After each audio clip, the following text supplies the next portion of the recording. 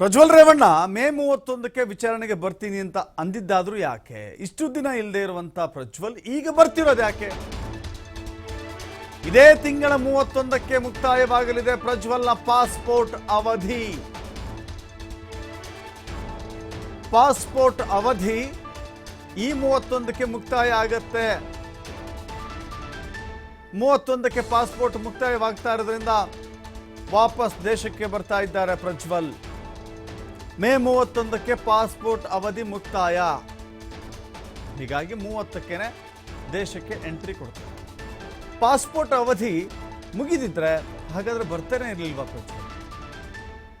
ಇದೆಲ್ಲ ಯೋಚನೆ ಮಾಡಿಕೊಂಡೆ ಪ್ರಜ್ವಲ್ ರೇವಣ್ಣ ಇಂಥ ತೀರ್ಮಾನಕ್ಕೆ ಬಂದಿರಬಹುದು ಅಂತ ಹೇಳಿದ್ದು ಗೃಹ ಸಚಿವ ಡಾಕ್ಟರ್ ಜಿ ಪರಮೇಶ್ವರ್. ನಾವು ಎಲ್ಲ ಪ್ರಯತ್ನಗಳು ವಿದಿನ್ ದಿ ಕಂಟ್ರಿ ಏನು ಮಾಡಬೇಕು ಎಲ್ಲ ಮಾಡಿದ್ದೇವೆ. ಈಗಾಗಲೇ ಕೇಂದ್ರ ಸರ್ಕಾರಕ್ಕೆ ಬರೆದಿರ್ತಕ್ಕಂಥದ್ದು, ಆಮೇಲೆ ವಾರಂಟ್ ತೆಗೆದುಕೊಂಡು ಅದನ್ನು ಕೂಡ ಕೇಂದ್ರ ಸರ್ಕಾರಕ್ಕೆ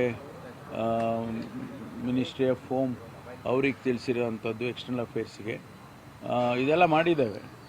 ಆಮೇಲೆ ತಮ್ಗೆ ಗೊತ್ತಿದ್ದಾಗೆ ಬ್ಲೂ ಕಾರ್ನರ್ ನೋಟಿಸ್ ಇಶ್ಯೂ ಆಗಿದೆ. ಅವರು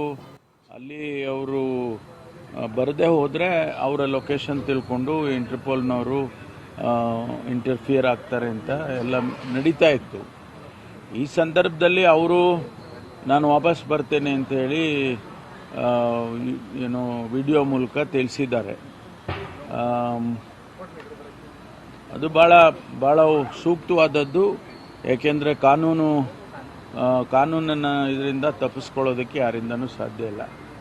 ಅದಕ್ಕಾಗಿ ಅವರು ಈಗ 31ಕ್ಕೆ ಅವರು ಎಕ್ಸ್ಪೈರ್ ಆಗುತ್ತೆ ಅಂತ ಏನೋ ಹೇಳ್ತಾ ಇದ್ದಾರೆ.